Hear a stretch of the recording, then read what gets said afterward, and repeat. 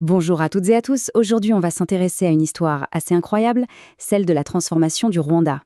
Un pays qui a réussi à se réinventer pour devenir une véritable puissance technologique sur le continent africain. La question de fond, c'est vraiment celle-ci. Comment un pays qui a été marqué par une histoire si douloureuse peut non seulement se reconstruire, mais carrément se réinventer au point de devenir un modèle? C'est ce qu'on va décortiquer ensemble en regardant la stratégie rwandaise étape par étape.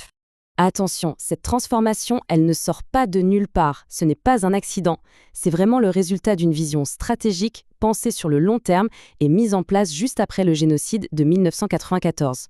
Face à l'immense défi de reconstruire une nation, le Rwanda s'est fixé un cap ultra ambitieux. Alors, c'est quoi cette vision?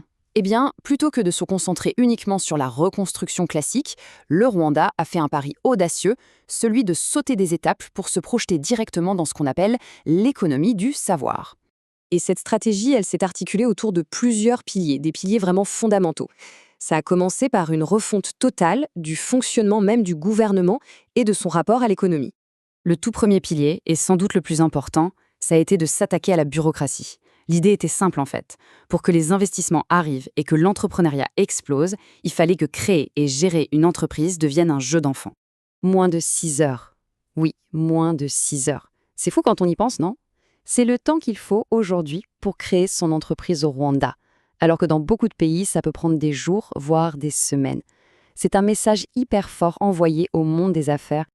Et voilà, le résultat est là.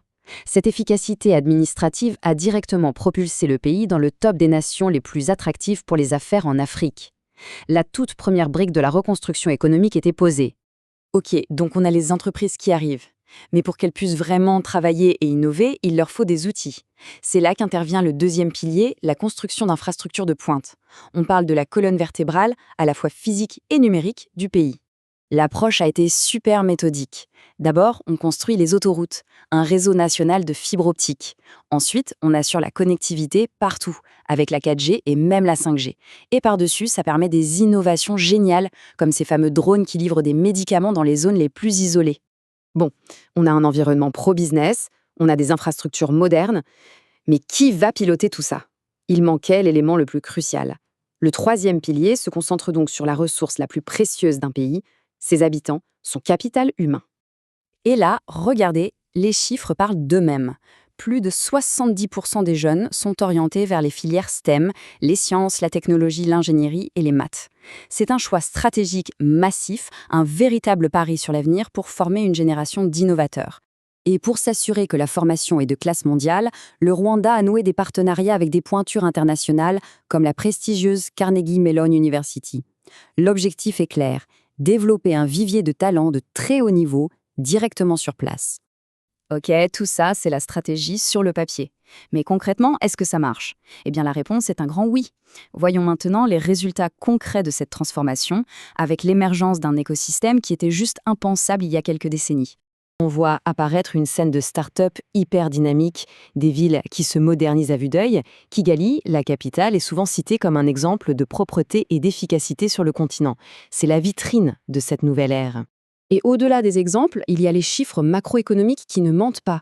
Entre 2000 et 2025, le Rwanda a tenu une croissance annuelle moyenne de 7 à 8%. Ce n'est pas un pic, c'est une performance soutenue sur plus de 20 ans. C'est juste énorme. Et cette croissance folle, elle a eu un impact direct sur le niveau de vie, en permettant de franchir ce cap symbolique, mais ô combien important, du PIB par habitant au-dessus des 1000 $. Le message à retenir de tout ça, c'est que le modèle rwandin nous prouve quelque chose de fondamental. Pas besoin d'avoir un sous-sol rempli de ressources. Avec une vision claire et une volonté politique en béton, on peut créer une valeur incroyable et devenir un pôle d'innovation. Finalement, l'histoire du Rwanda, elle nous laisse avec une question passionnante. Pas seulement pour l'Afrique, mais pour le monde entier. Est-ce que cette recette est duplicable ailleurs? Qui sera le prochain à suivre cette voie? L'avenir nous le dira.